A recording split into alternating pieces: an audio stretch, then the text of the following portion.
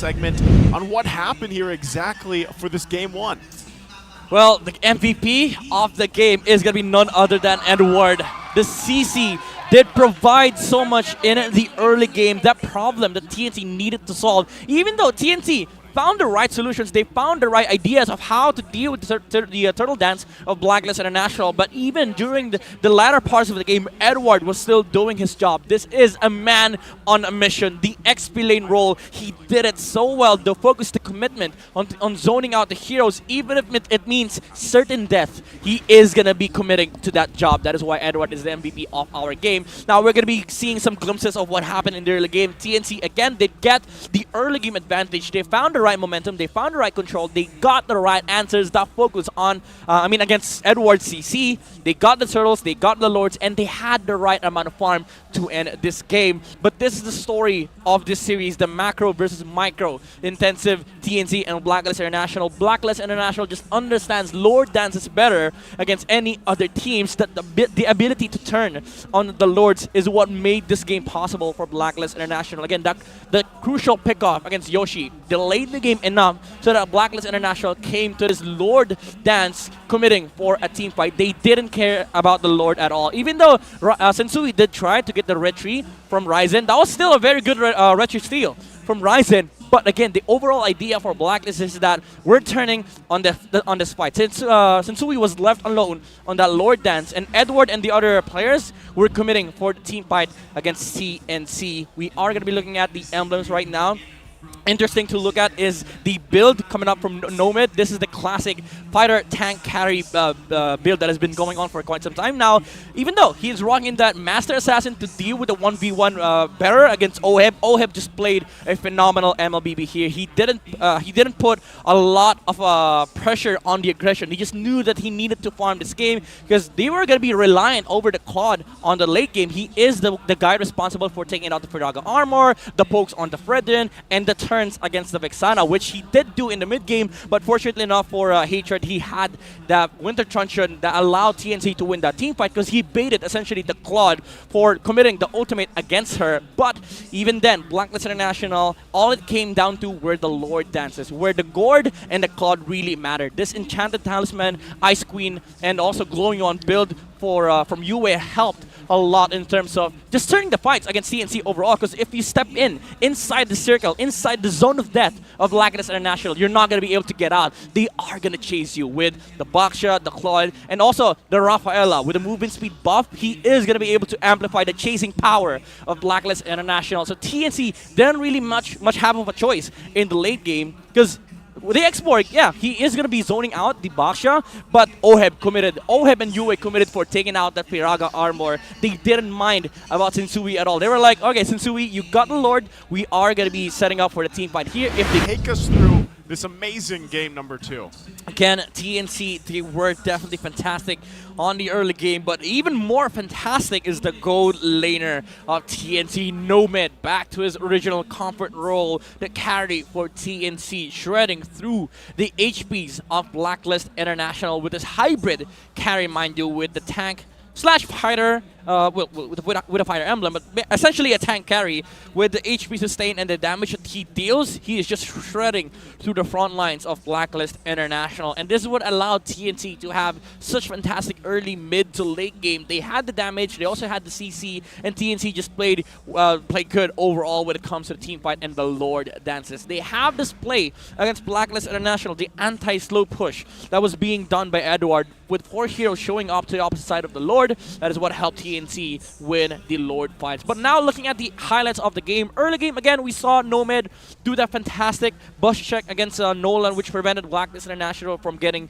a snowball out of the gold lane. That was very huge, because honestly, Sensui knew that he could just trade the turtle and go straight towards the gold lane, because that if they win the gold lane, that's essentially going to be a snowball for Oheb on this Nathan. But that didn't happen. That shuts down the early game aspect of Blacklist International, and TNC won every single skirmishes on the early game, effectively taking the turtles away from Blacklist International, again preventing the snowball. But what made this game really crack wide open was this initiation from Hatred. He was playing Grok this game, and that allowed TNC to have the space in the world to utilize the Benedetta and the carry, and Nomad really just proved that he is very comfortable in this gold lane. Didn't die at all in this game, and he was still providing the damage needed to take out these players from the side of Blacklist International that they are focusing on. The target prioritization was also immaculate from TNC, and they were just really, really playing the fundamental aspect of the game, which is to play around objectives, utilize the CCs being provided by Hatred and the squad, and take over with the damage. Because again, if Blacklist International does not find this carry, he is going to be able to shred through these HPs, even the frontliners of Blacklist International. Countless times we've seen them attempt the kill against King Poi, forcing out the wild charge, and that really proved to be helpful for TNC because they didn't have so much access for the CCs as well on the side of Blacklist International. That's why we didn't see a lot of initiations or engages from their side, because again, the wild charge was not there. Now looking at the items, we all saw like Nomad build up the Athena shield. It's good against the Nathan, against the Vexana. No longer wear the Radiant armors because it's bad against Nathan now.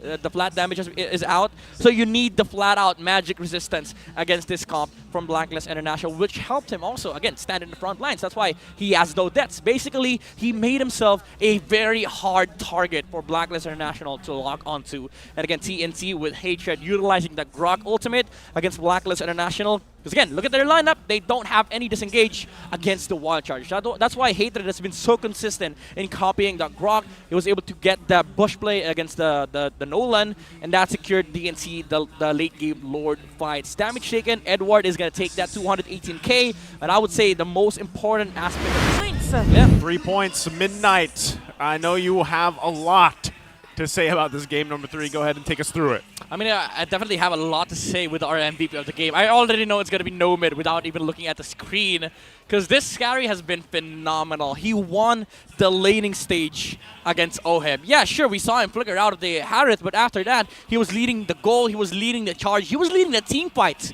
for TNT, again, rocking the Spider Emblem carry with the firmness and, of course, that Brave Smite. He is going to be able to sustain the damage being dealt by carry, and also utilizing this carry on the team fights during the mid-game helped TNC fight against this Harith of Blacklist International. Now we are looking at the game that transpired earlier on. Again, this team fight from TNC has been amazing. The electric final blows, the usage of the Divine Judgment, every win condition the TNC needed to clear was there. They even attempted the Divine Judgment play from Blacklist International up against Yoshi, but it wasn't really enough.